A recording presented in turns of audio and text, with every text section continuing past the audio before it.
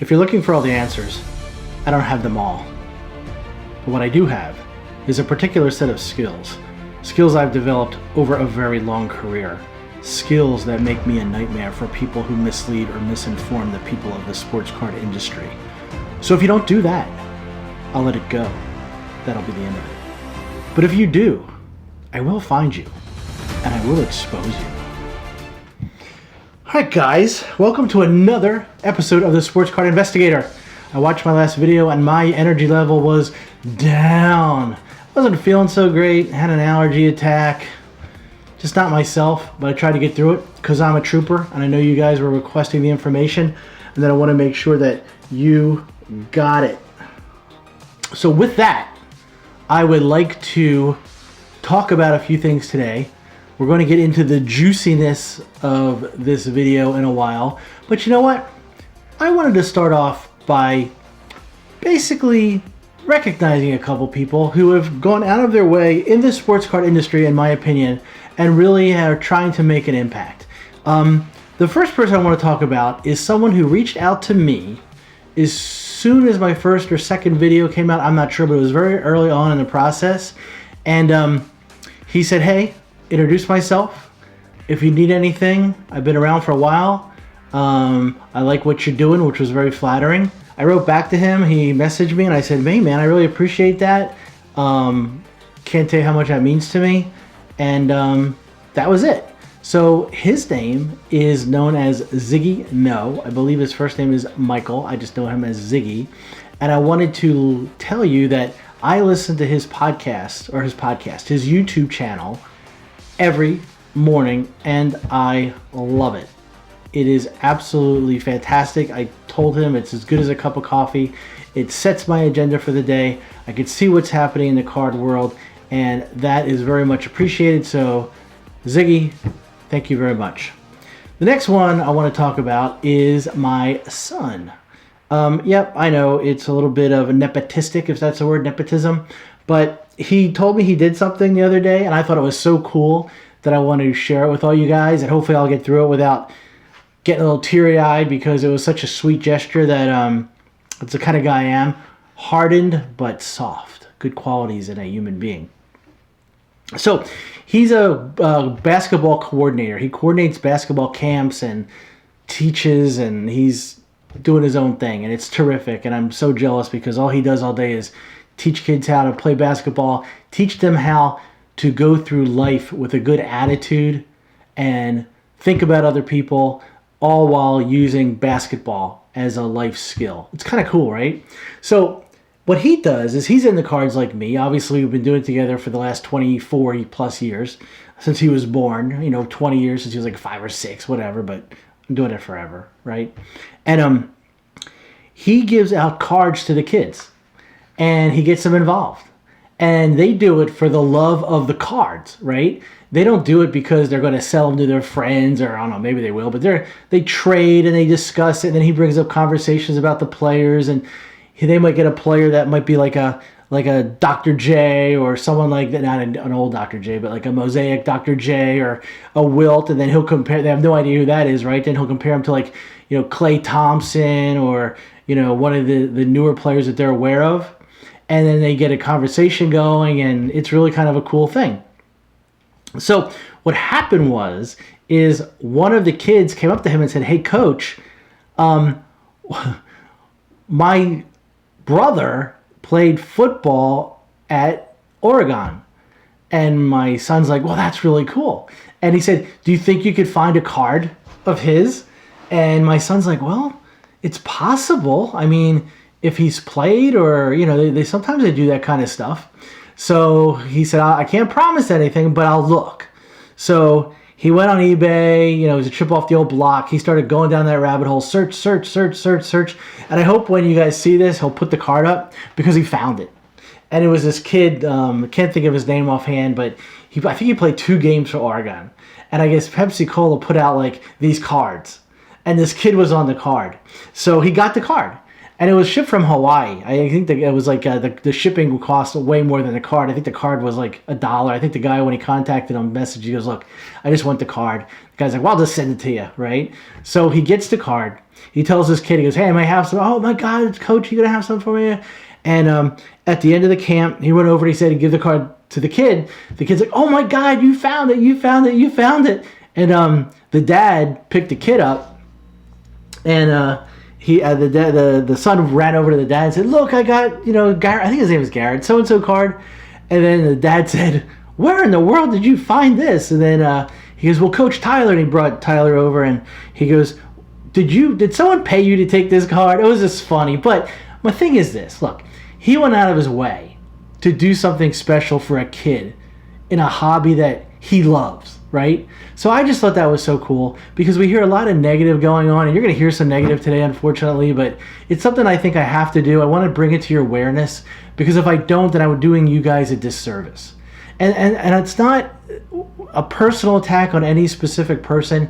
It's just again, to make you guys aware of what's happening out there, and maybe in the long run, everyone will be better for it. So let's give it a shot, right?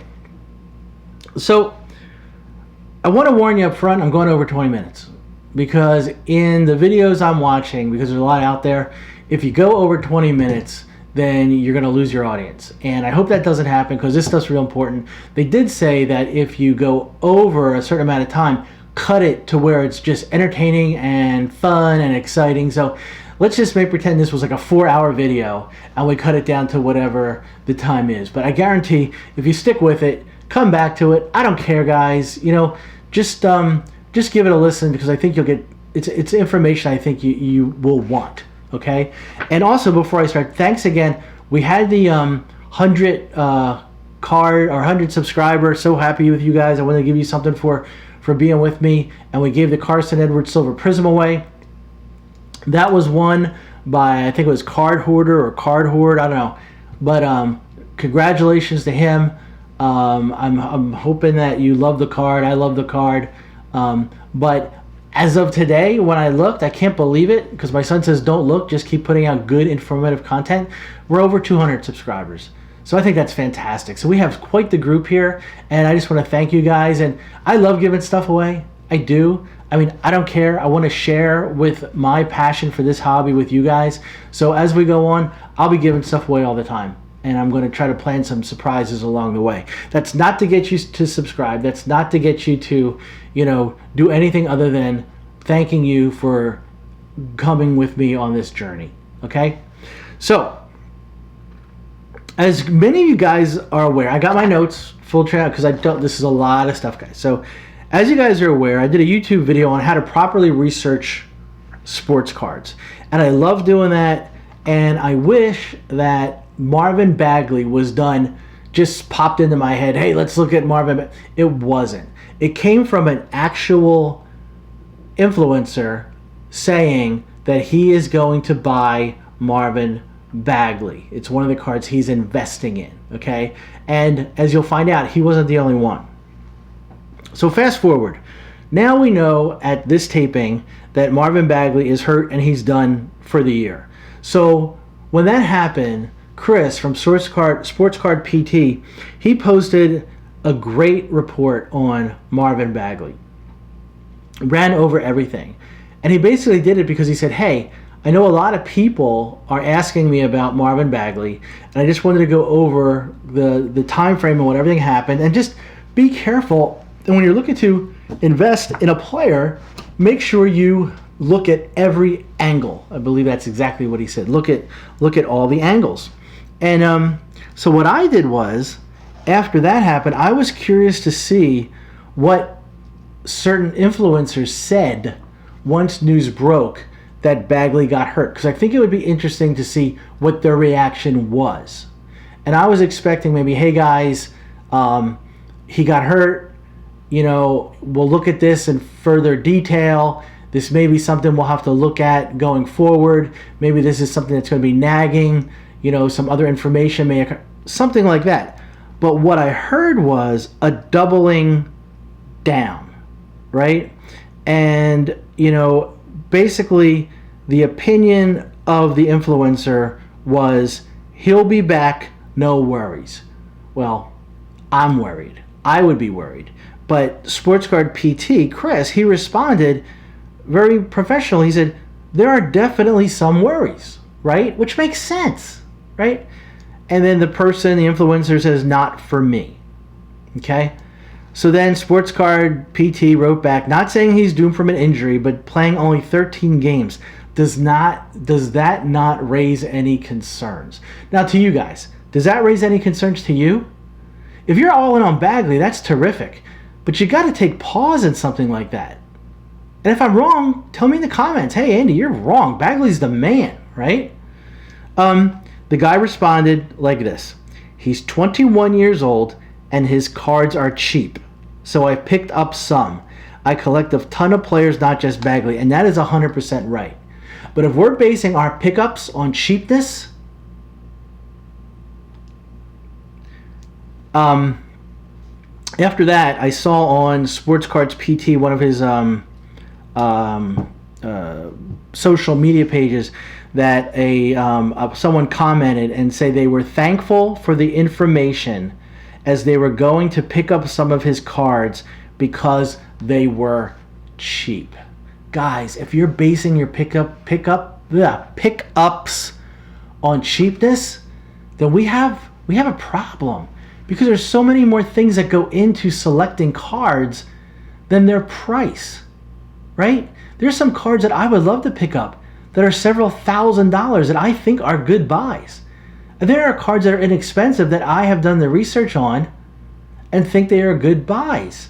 But picking up a card just because it's cheap, I think we have to rethink that strategy. So I'm going to come back to that. So why did I pig?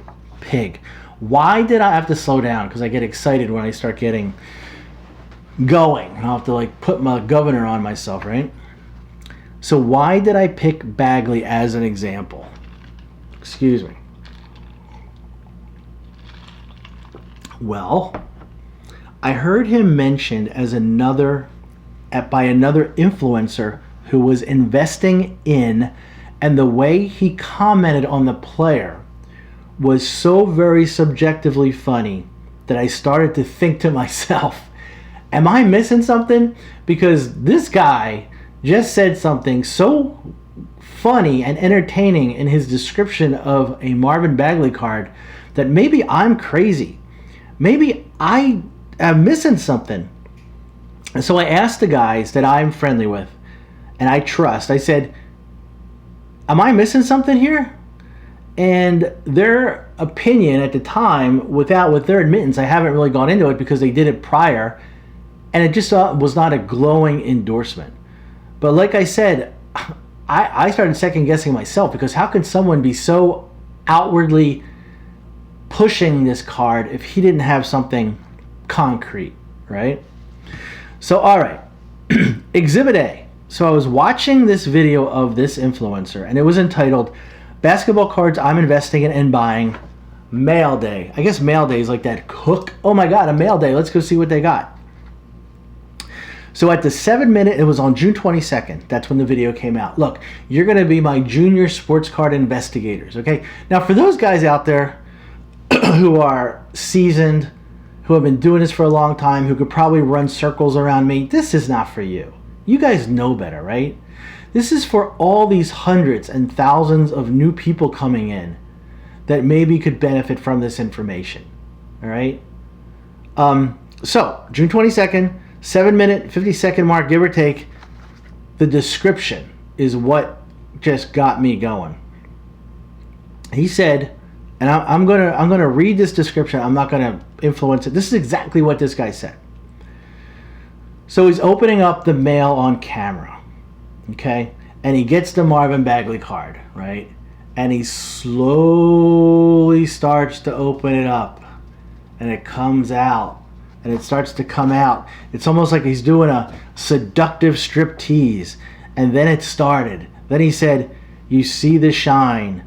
You see the shimmer. Who doesn't like shiny cards? I'm sorry. I want to be totally objective in this approach. You see the shine. You see the shimmer. And then, bam! Marvin Bagley III. This is a silver. This is a guy I'm pretty high on. I know some other folks are talking about him in the YouTube hobby game, and I'm really excited about him. Then he goes on. And then he goes on, sorry. I'm really excited about him. The Kings got some pieces. They could definitely do some things. I'm excited for him. He's swaggy. And they're also cheap, guys. Go look, under 20 bucks for a silver select. Now, with my deep dive into the pros and cons about buying Bagley, I gotta buy his cards now, right? But what really caught my interest was something he said. He said, some other folks in the YouTube hobby game are talking about him. I wonder who that could be. So, you know as well as I that there's groups or cliques of YouTube influencers. They all collaborate together, right? Every weekend. This one's going on this one show, that one's going on this one show, these three are taking a live stream, that one's going with this one's going with that one. You get it, right? It's all over this medium. And it's growing. This is where my investigation really started. And again, there's nothing wrong with what was said, because I want you to know what I missed. I don't know. I don't know if I'm missing something from that description. I don't know if Bagley's a buy. I know he has shiny cards, and the Kings got some pieces, and they're going to do some things, but I don't know anything concrete, right? So I began to really dig deep into my investigation into the mysterious case of Mr. Marvin Bagley. Exhibit B, June 15th. Not going to tell you who it is. You guys can figure it out. Top 5 basketball rookie cards under $25 to buy now before the NBA playoffs. Before the NBA playoffs. Minute 5 seconds into the video. Huge upside. Him and Fox building chemistry together. Essentially dominate the court. Second round pick. Okay, from our research that I did in the properly researching a sports card, we know that, right? We did find out some of that stuff, but we also found out that the guy doesn't have a position. He's hurt a lot. He has to work on his shooting, and his defense is suspect. I'm waiting for this kind of thing to come out. Then it happened. Go check out his hype video. All right? Then I looked at the comments. One of the comments said, "Yo, name of the guy, I took your advice. I went out and bought Marvin Bagley rookie cards a few days ago. I watched his hype video and was sold. Bro, I got rookies for $5.99. One is an obsidian. Thanks for the height challenge nourishment." That's fine. $6. It's great. Then the influencer went on in the video to say, and you can listen yourself, he is dedicated on being a great basketball player. Based on what? Have you talked to him? Do you know he even wants to play basketball at a high level that he's dedicated? I don't know. I hope he is. He's a professional. But you don't know. Unless he told you. Did you talk to the coach? Are you a professional scout? I think there is so much upside. Why not pick up a couple of his cards? If he plays in the upcoming games, his cards are so inexpensive soil that there could be some profit. Then he drops in the line.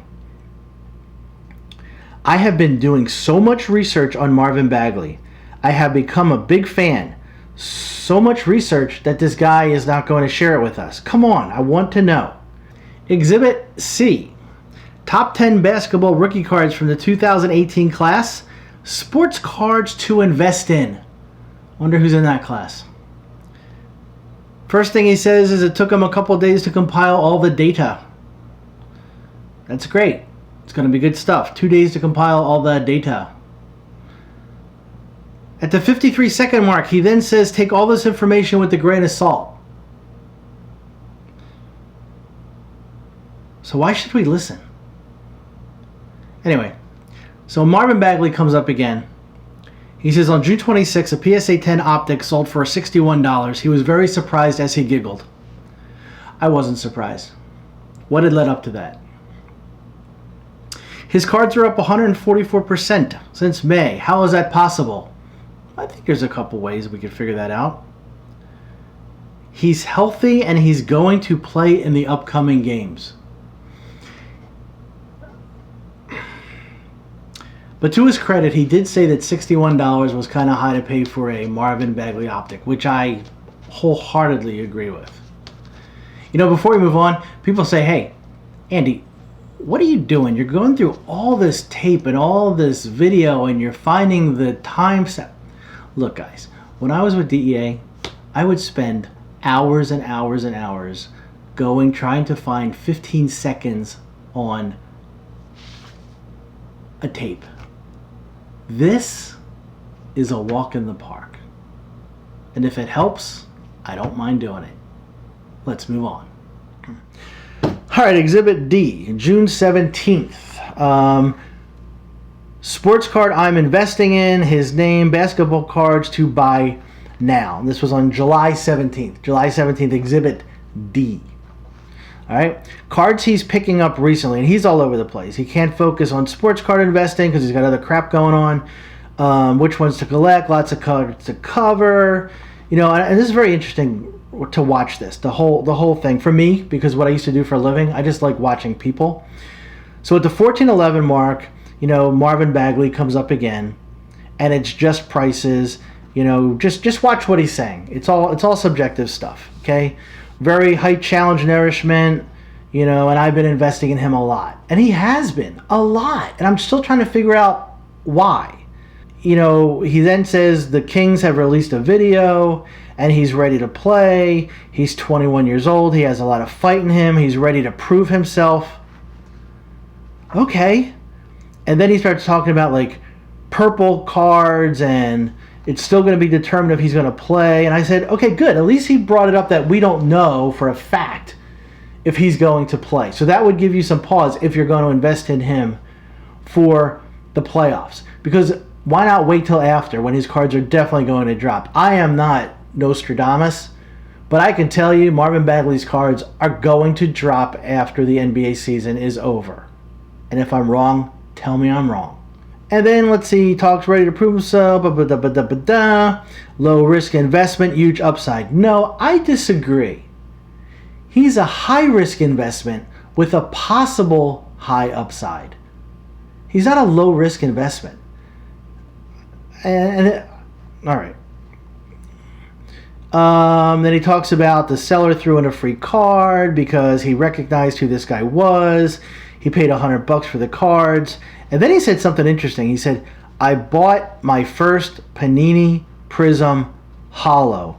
The first one he ever purchased, and his quote was, if he's going for the Prism, he'll only purchase the Holo. But, you know, it's a silver, but, you know, I could be wrong on that one. And never a base. Full disclosure here. That made no sense to me. I mean, this guy's been around for a while. Again, not attacking him in any way. I'm just pointing something out that as a collector, I crave Prism cards. Whether it's base, whether it's silver, whether it's whatever, right? Whether it's a purple wave or any kind of Prism. I love Prism. If it was me, I'd just collect Prisms. No, I'm kidding. But I like Prisms. There's no reason not to collect Prisms. They're craved by collectors, right? So, are you telling me that you don't collect Prism base because they're not a good investment? I mean, I don't like Noir, the way it looks. I just don't like it, right? But I won't pass up a good buy. I won't pass up a card that I believe has a potential to be a good investment. To blanketly say, I'm not going to invest in a Prism, I don't know. And then he says, then as he's going through the cards, he shows second year Marvin Bagley cards. Could someone please explain to me the whole second year card phenomena? Luka, I get it. He's real expensive. I'll get some second cards. His prices have gone up. Trae Young a little bit. Marvin Bagley second-year cards. I guarantee you can get smoking deals on them. And I would like to get an in-depth breakdown of the whole second-year card. Jordan, if you're listening, and I'm going to call you when I'm done with this, do an analysis of second-year cards. Because if it is, we got to get on this train. Because who knows what's going to happen with second-year Zion, second-year Ja, second-year R.J. Barrett, second-year Tyler Hero, second-year Kendrick Nunn, second-year Cam Reddish. We gotta get on quick. And don't buy any of those cards. So then he says, and then I was just looking for something, any kind of break. If he would have said something like, look, I'm picking some of these cards up because he's going into the last year of his rookie contract. He's got to really prove himself next year, and I think he will. So I'm going to gamble on a couple cards because he's going to come out really good, and we're going to be ahead of the curve. I don't hear any of that stuff, right? And I just have a problem with someone keep promoting a card of a guy who has shown nothing to tell me to go buy him.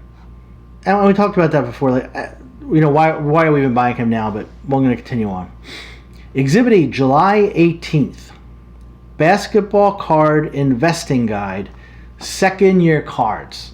Topps Chrome. Best Panini product. Cool. Good subjects. Who's first on the list? Marvin Bagley second-year cards. And he says it's a swing in the dark. Well, at least that's honest. Because it's a lot of swinging in the dark, right? I'm just thinking maybe he's got some inside information that I'm just not privy to, or he doesn't want to make it privy to people because it's so damn good, he's going to capitalize on this. I mean, I'm dumbfounded. Then he says, I wrote in my notes, I don't even know what to say here. Serial numbered and limited cards have huge potentials because only a certain amount of those cards exist. That makes sense. However, once hoarders and collectors get them, then that's it. You can't get them. Okay. So, if you buy a serial number of a card that's not worth anything, but everyone buys them all up and they're still not worth anything, does that change the price? Tell me why. Just tell me why. I want to believe in you. I want to believe in your picks. Just give me something that I can latch onto, right? Exhibit F. Okay? This is interesting. This was on July 1st. These are two guys that are in the clique and they're collaborating on a live stream. And the name of the show is Baseball Returning, NBA Card Prices, Soccer Sports Card with these two guys. Okay? It's a live stream and it's cool. I love these live streams. And it's great. I mean, this one guy in here is really knowledgeable about baseball. The other guy's got some talent. I just want, maybe I just expect more from my background. So they take questions, how they're doing the live stream, and on the bottom the questions come up and they read the questions. And I always would get nervous on something like that because when my line of work, I know the answers before I ask the question. But when you're getting pounded with questions and they just pop up on the screen, sometimes they catch you by surprise. So this question was, actually it wasn't a question, it was a statement. 46-minute, 55-second mark. I know, I'm OCD. It's crazy, right? But it'll make it easier for you guys because I know your time's valuable. 46 minutes and 55 comes in and it says, I invested in Bagley. He was expensive. Then he got hurt. Now he's recovering some of my money because of this guy and you guys. I love you guys. And their reaction was, they said, oh yeah, because so-and-so is pumping him up. And they giggled and said, that's fantastic, that's great, and they moved on. Okay. So if I was in a court of law, which I'm not, that was funny. If I was doing a rap, I would just drop the mic, because that would be it, right? Because now we kind of know what's going on. Because I didn't hear those guys say anything like, well, we did our research on Bagley and we really like him, blah, blah, blah, blah. Their answer was, oh no, so-and-so is talking him up or something like that. And I thought that spoke volumes. All right, so that may have been good enough, but nope, not for me. I dove deeper into this abyss, right? It's kind of like sausage, right? Everyone loves to eat it, but you don't want to know how it's made. I want to know how it's made. May 16th. Okay, we're going back in time because remember what I said? If you want to do an investigation, take the facts and the circumstances and go backwards, right? And that's what I did. May 16th. Talking with so-and-so from so-and-so, how to grow your sports card YouTube channel. Now this conversation was absolutely fascinating. I loved every part of it because it was almost as if this individual was talking to this other individual at dinner with no one around. But they talked about it and then it went out to everyone, but not a lot of views. Because I think the title of this, which as I said before, once you hit a certain amount of subscribers, you then become the expert who could now take other young YouTubers under their wing and tell them how to be as successful as you and basically how you construct the YouTube channel to make it successful, which I failed miserably on a lot of these, and I could give a less because I'm not doing it for that. I'm doing it to help you guys. So the big, we'll call it the big influencer, you know, took the young influencer under his wing. And I thought it was fantastic. I learned about lighting, camera angles, couldn't do anything about my lack of beard, but I do try to present myself in a professional manner, right? So at the 1823 mark of this video, it said, if the content isn't that in-depth, then basically use filler. I'm not paraphrasing. This is what was said. Such as, let's look at the card on eBay, or let's look at the pop reports. So if they have nothing to talk about, let's fill it up with meaningless eBay looking or pop reports that I can get into another rant about that in a lot of cases are important and in a lot of cases mean nothing. Oh my God, there's 1,000 Lucas Silvers and there's only 200 Luka Greens. The Luka Green should be worth 5 times as much as the Lucas Silvers according to the pop report, and they're way cheaper, so let me buy them. No, there's a lot of things that go into that. Supply, demand. What do the collectors want? We can get into that, but the pop report thing just, there's a proper place for the pop report. Say that 3 times fast. So why is that? Like, why did they say that? Like, use the filler, you know, just keep them on to watching your show. Well, the longer you watch, the longer the view time, which means, well, actually at this point you probably got it. My crack director producer at Ty Eisman could have made the cha-ching sign, right? The 2244 mark. When they see you're motivated and passionate, they want to subscribe to you and not the content. Excuse me.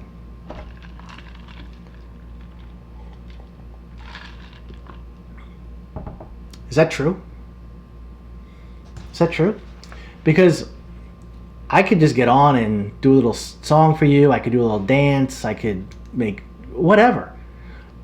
If you tune in to me, I want you to get information back.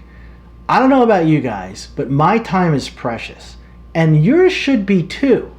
And then when someone says information be damned because they're tuning in to see you and not the content, I have an issue with that. I really do. Now again, if you guys just want to tune into these guys because they're funny and they're jovial and you like them, whatever, go do it. But I think I just want to bring to your awareness what's going on. Okay? And don't take my word for it. Take their word for it. 29-minute mark. Another interesting topic. And I think this is very telling. The big influencer said, people want to know who's hot and what to invest in. Makes sense to me. Who should I be looking to buy? Right? But it's hard to look at everyone.